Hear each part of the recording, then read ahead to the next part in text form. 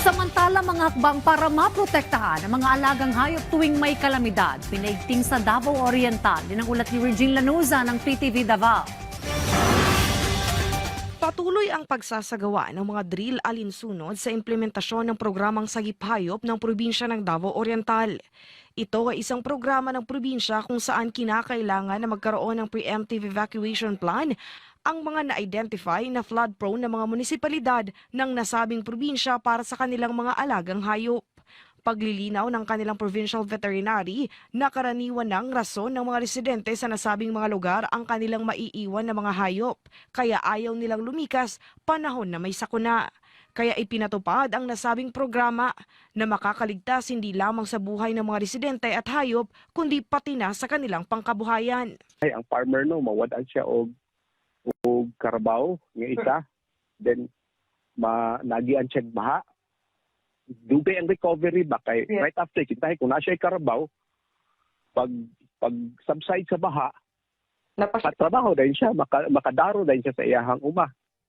Dagdag pa ng nasabing opisyal na sa isang barangay ay mag-a-identify sila ng isang lugar na community livestock evacuation area. Dito dadalhin ang mga hayop upang masigurong ligtas panahon ng kalamidad.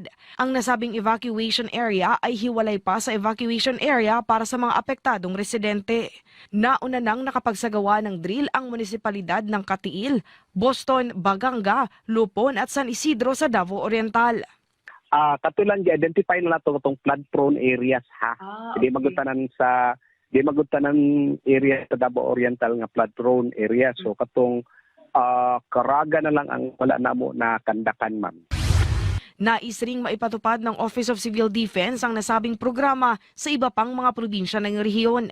Ayon sa OCD-11, mabuti rin na maliban sa mga residente ay may evacuation center rin para sa mga hayop. Lalo't ang mga alagang hayop ang isa sa rason kung bakit ayaw ng ibang residente na mag-evacuate.